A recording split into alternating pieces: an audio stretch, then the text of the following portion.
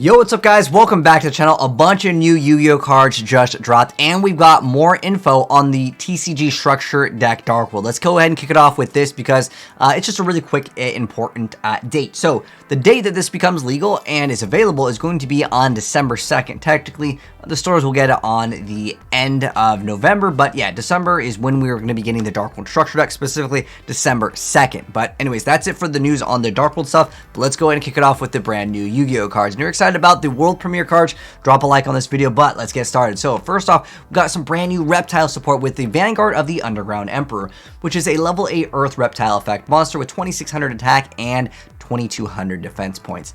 And it says, if a monster is sent from the hand to the graveyard while this card is in your graveyard, except during the damage step, you can spell summon this card, but place it on the bottom of the deck when it leaves the field. So basically what it comes down to is, more likely if your opponent is using hand traps or getting some extra little advantage, you get an extra free monster. However, like, it doesn't linger in the graveyard, and I really wish it did that, but that's only when it leaves the field. And I believe if you just use it as material for an Xyz, I believe that like doesn't count of it leaving the field, because it's just like how, like, you know, Sandgan would work as an attachment. So I don't believe that if you exceed with it, you would lose it out on it. Now, however, it doesn't really have any extra bonus like quick effect negation. So it's basically if your opponent maybe hand traps you to stop like your play, you can like, okay, well, I still get an extra monster out, but it has to be in the graveyard in the first place. So yeah, so I'm curious to know how you guys feel about this card's effect. I feel like it should have done something else, or if it could be used in the hand or graveyard, then it'd be much better. But next up, we have the Pit Knight Early. So these two cards I did check out, but the rest of them, they'll be my brand new reactions to. So Pit Knight Early over here is actually a pretty decent card for like link heavy decks.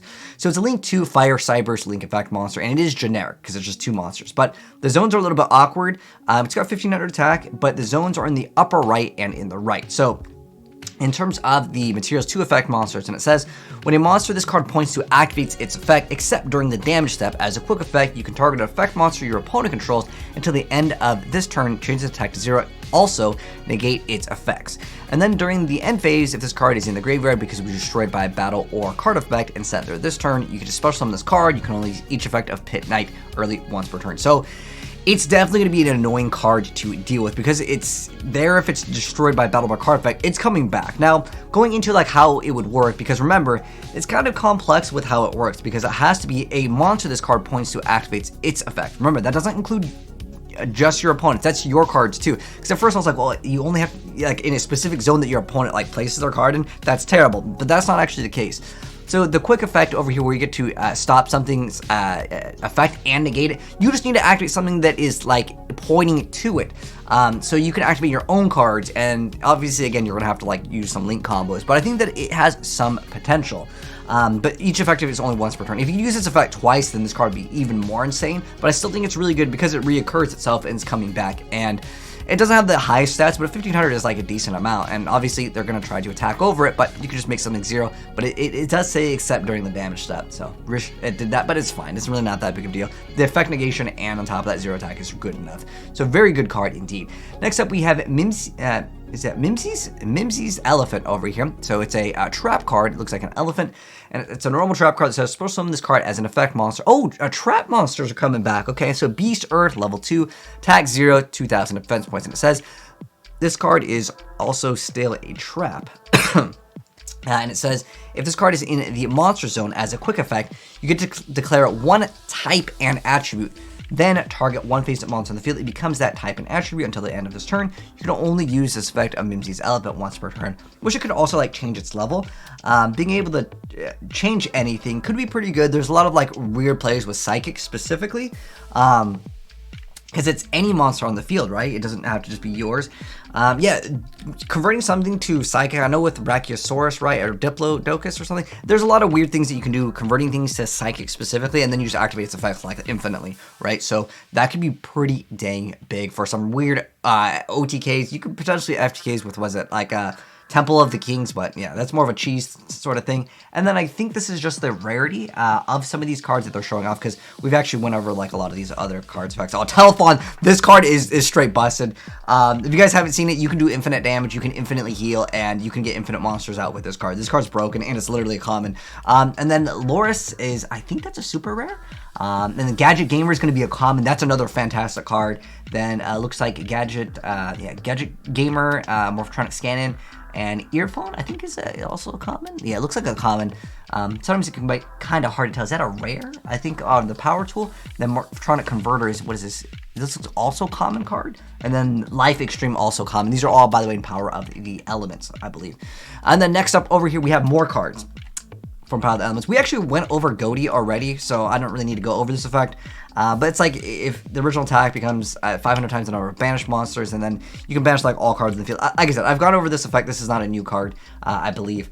Yeah, I know this is not a new card, but the Moray, I don't know if we went over this, because some of these are world premieres and some of them got released before, and like there's basically getting them as a premiere for TCG, right?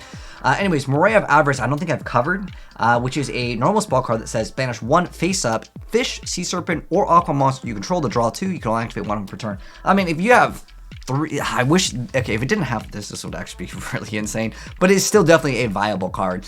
Next up, we have Pacey's Light of the Goatee, which is a level 2 fish tuner effect monster. Here is the artwork on this. Looks like it's going to be an ultra rare via the text. It says you can banish this card, you control special one fish monster from your hand except for Pacey's Light of the Goatee. During the standby phase of the next turn after this card was banished, you can special summon this card, this banished card.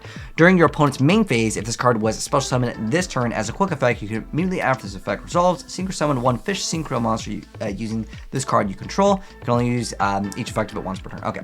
And then we have Shift the Fairy of the Goatee, so more Goatees over here. I can read this card effect right here. So it looks like it's a water, level 2 fish tuner. You banish this card from your graveyard, target a fish monster you control. It gains 500 attack until the end of this turn. During the standby phase of the next turn after this card was banished, you can special summon this banished card. During your opponent's main phase, if this card was special summoned this turn, you can, as a quick effect, immediately after this effect resolves, synchro summon one fish synchro monster using this card you control. You can only use the effect of Shift Fairy of the Goatee once per turn. Okay.